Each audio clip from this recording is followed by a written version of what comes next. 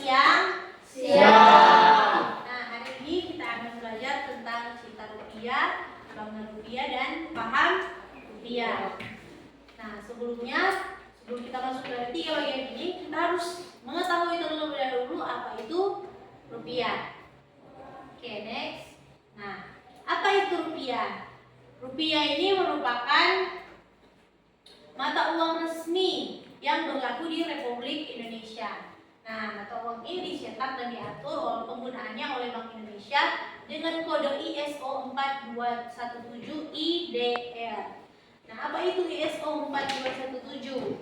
Itu merupakan standar internasional yang ditetapkan oleh International Organization for Standardization atau ISO.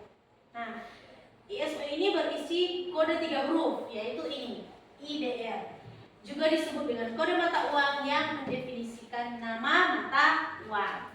Jadi, mata uang Indonesia itu didefinisikan sebagai IDR. Kalau misalnya mungkin kalian sebagai content creator atau apa, tiktoker atau apa, biasanya komisi itu dari dolar dipindahkan ke IDR atau ke mata uang Indonesia.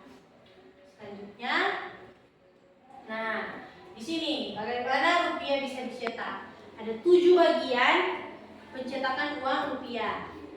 Jadi yang pertama itu pengukiran plat.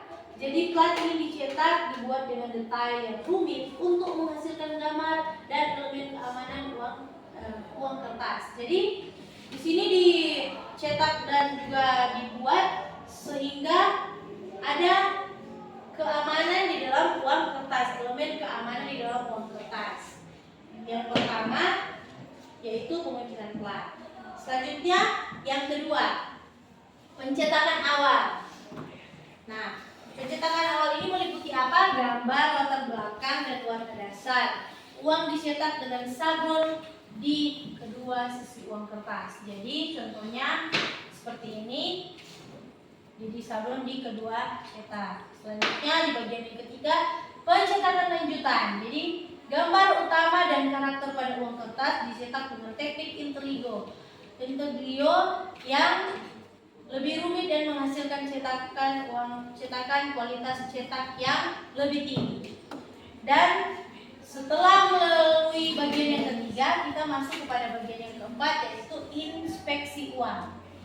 Nah, di sini uang kertas diperiksa untuk memastikan kualitas dan keakuratan cetakan. Jadi kalau misalnya ada cetakan yang keliru atau ada cetakan yang mirip-mirip sedikit, itu diperiksa di bagian inspeksi. Kemudian pemberian nomor seri. Jadi setiap mata uang itu ada nomor seri. Nomor serinya itu seperti ini. Kita bisa lihat ada nomor seri di sini, dan di sini, kiri atas dan kanan bawah.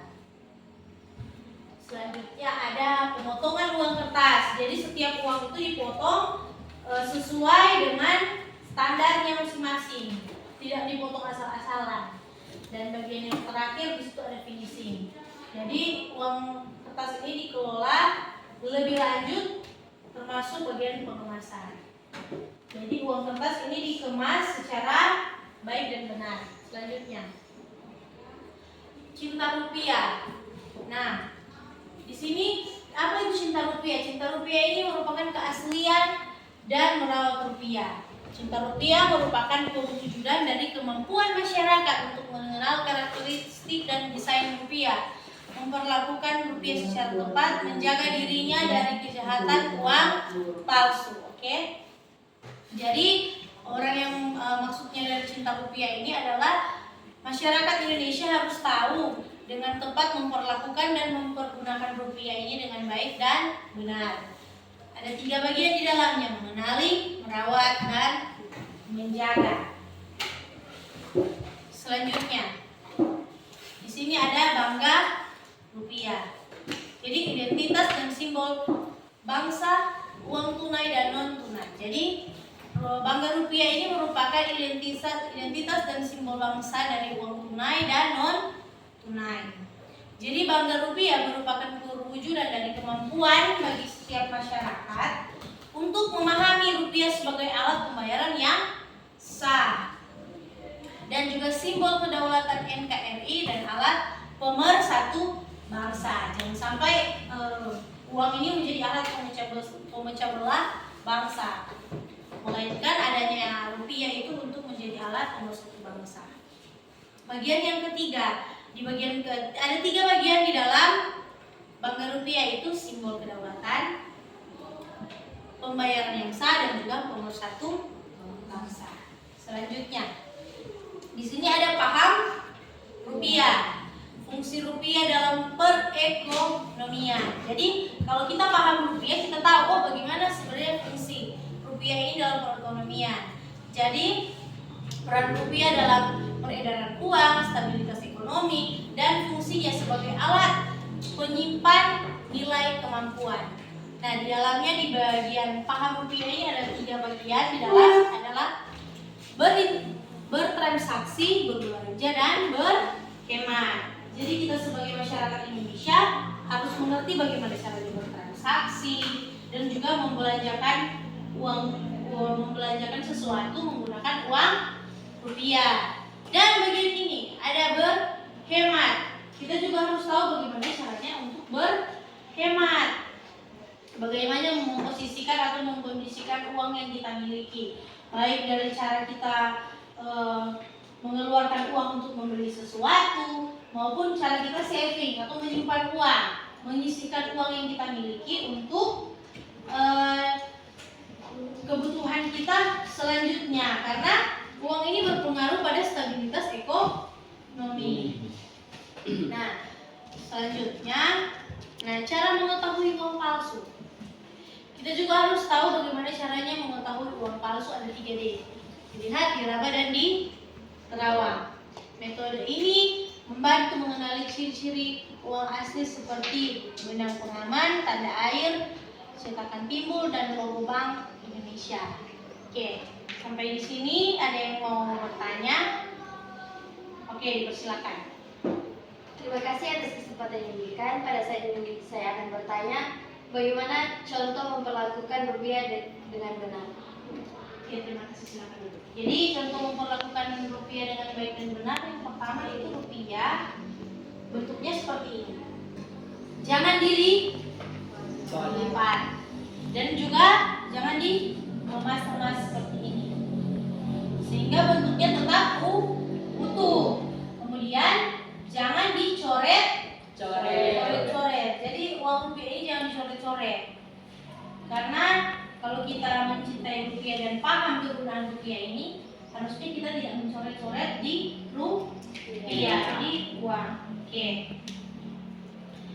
Nah, selanjutnya kita lanjut di materi. Di bagian dilihat, kita harus lihat bagaimana perubahan warna dari pecahan 100, 100.000, 50.000, dan 20.000. Jadi untuk mengetahui uang palsu, kita bisa lihat di sini ada gambar tersembunyi. Perhatikan gambar tersembunyi, angka atau tulisan BI atau Bank Indonesia yang hanya terlihat dari satu sudut tertentu. Nah, di sini ciri umum, pastikan secara umum uang rupiah ada seperti gambar pahlawan, angka nominal, dan lambang negara. Coba kalian lihat uang kalian dan kalian cek, di situ ada gambar negara, lambang negara kah? Atau ada ini, kalau di Kerawang dia ada semacam pahlawan di dalam, dan juga ada logo BI. Itu yang dilihat. Selanjutnya diraba, tekstur kertas. Jadi uang asli itu memiliki tekstur kertas yang kasar, cenderung kasar dan tebal daripada uang palsu. Kalau uang palsu biasanya dia lebih licin. Dan juga ada cetakan timbul. Di Bank Indonesia ini dia cetakan timbul dan juga lambang negara, dia juga merupakan cetakan timbul, dan juga ada kode tunanetra. Jadi mereka bisa raba di bagian sini, di bawah ini. Kalau itu nominalnya ada berapa? Oh, ini 50.000, oh ini 100.000, karena cetakannya timbul. Kemudian selanjutnya diterawang. Nah, kalau diterawang di sini ada benang. Ini kalau kita terawang seperti ini, dia ada benang pengaman, harus terlihat sebagai garis utuh yang memanjang. Kalau kita lihat begini kan dia ada garis yang putus-putus, seperti garis putus-putus. Kalau kita terawang dia itu jadi satu garis. Kemudian ada tanda air atau watermark. Nah, kalau kita bisa lihat di sini ada watermark di dalam Di situ akan terlihat jelas ketika kita terawang. Dan ada logo Bank Indonesia yang akan terlihat utuh saat di terawang. Kan di sini ada logo Bank Indonesia yang terlihat putus, tapi kalau kita terawang itu akan terlihat utuh. Nah, selanjutnya di bagian-bagian yang sudah saya jelaskan tadi bisa kita lihat di gambar-gambar ini. Oke. Ada uang 1000, 2000, 5000, 10.000, 20, 50 dan juga 100.000. Selanjutnya. Nah, di sini ada perubahan uang dari zaman ke zaman. Mungkin kalian tidak mengikuti atau tidak pernah lihat uang yang ini. Pernah atau tidak? Tidak. Nah, kalau saya masih sempat lihat uang-uang ini. Kemudian selanjutnya muncullah uang ini. Dan yang bagian yang ketiga ini adalah uang terbaru. Bagian uang yang paling terbaru, keluaran terbaru. Itu ada di bagian ini. Jadi coba kalian perhatikan bagaimana model uang di zaman dulu dan sampai kepada zaman sekarang. Nah, sekarang ada lagi yang mau bertanya sampai di sini? Oke, silakan. Terima kasih atas kesempatan yang diberikan. Saya mau bertanya, apa fungsi rupiah dalam perekonomian?